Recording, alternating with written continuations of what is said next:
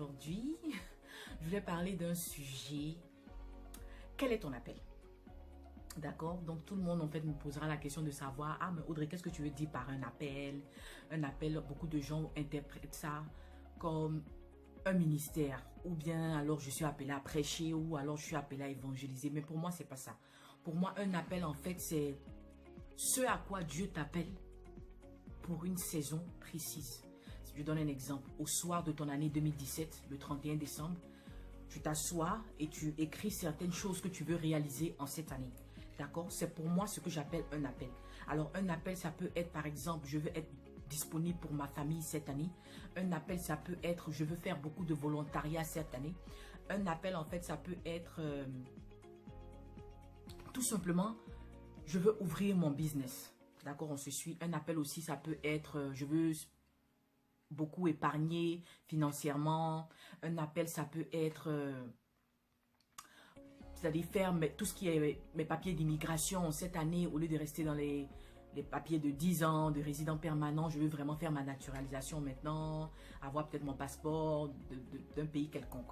Voilà, donc pour moi, si on se comprend bien, un appel, ce n'est pas une évangélisation, ce n'est pas être appelé à prêcher, ce n'est pas être appelé à un ministère, mais c'est plus ou moins répondre à ce à quoi Dieu t'appelle pour une saison donnée.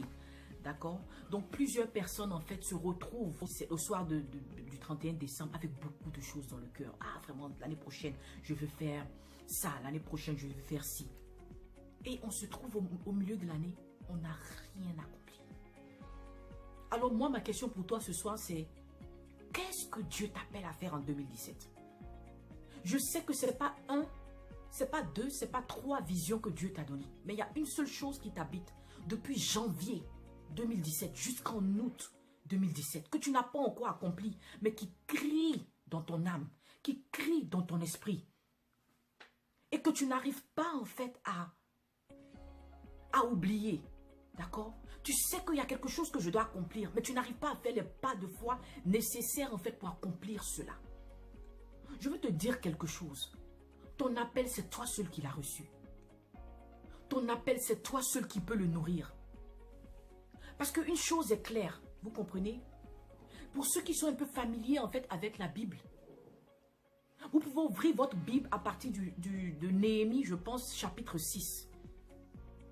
Et quand vous allez lire en fait ce chapitre-là, vous allez comprendre que quand Néhémie était appelé à reconstruire la muraille, d'accord?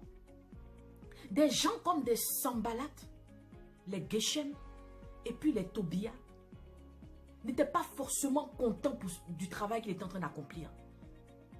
Donc sur ta route en fait de répondre à l'appel de Dieu dans ta vie, de répondre à ce à quoi Dieu t'appelle justement en 2017, tu vas rencontrer ce genre de personnes-là qui vont te dire, ah non, moi je ne te vois pas en train de faire ce business-là, ah non, faut te focaliser sur d'autres priorités. Mais ils n'ont pas reçu ton appel, ils n'ont pas reçu ta vision. Toi seul tu as reçu cela. Et si tu lis encore dans ce chapitre-là, ce qui m'a plu chez Néhémie, la Bible dit que lorsque ces gens-là, les Sanballat, les Geshem et les Tobia, sont venus vers lui, d'accord, pour lui dire, mais on a appris que tu es en train de reconstruire la muraille, qu'est-ce que tu penses que tu es devenu et tout ça. Ils ont envoyé même des hommes de Dieu pour essayer de le manigancer et tout ça. Néhémie a répondu seulement par le silence. Néhémie a répondu seulement par la prière. Parce que quand ces gens-là essayaient de l'attaquer, il partait et puis fléchissait ses genoux pour dire à Dieu, Seigneur, c'est toi qui m'as mis cette vision au cœur. Donc occupe-toi d'eux. Amen. Jusqu'à ce qu'il puisse finir de reconstruire sa muraille. Et mon pasteur a dit quelque chose en fait il y a 2 semaines à l'église. Il a dit, la gloire de Dieu ne se manifeste pas quand tu commences une vision, quand tu commences une œuvre, ou quand tu commences à répondre à ton appel. Mais la gloire de Dieu en fait se manifeste lorsque tu finis de répondre à cet appel-là. Lorsque tu achèves cet appel-là. Et donc, je veux encourager quelqu'un aujourd'hui. On est en août 2017. Il te reste encore 4 mois pour accomplir ce à quoi Dieu t'appelle en 2017 là. Si c'est pour tes papiers, si c'est pour ton business, si c'est pour être disponible pour ta famille, si c'est pour être disponible pour tes amis, si c'est pour remplir, quel que soit ce à quoi Dieu t'appelle à faire, tu as encore 4 mois. Je n'ai pas dit qu'il y a 2 visions, je n'ai pas dit qu'il y a 3. Je dis qu'il y a une seule vision qui anime ton cœur jusqu'à aujourd'hui, à laquelle tu dois répondre. que l'Éternel Dieu, lui seul, te fortifie. Fais les pas de foi. La Bible dit, celui qui est fidèle dans les petites choses, Dieu lui confiera encore de grandes choses. Donc cet appel que tu penses que tu ne peux pas répondre, Dieu sait que tu as la capacité de répondre à cet appel-là. Dieu t'a donné le potentiel de répondre à cet appel-là. Donc vas-y, pose tes fondements. Fais tes pas de foi. Réponds à cet appel-là par la grâce de Dieu. Et que l'Esprit de Dieu vraiment te fortifie dans cela. Et que tous reconnaissent que Dieu t'a appelé à faire ça.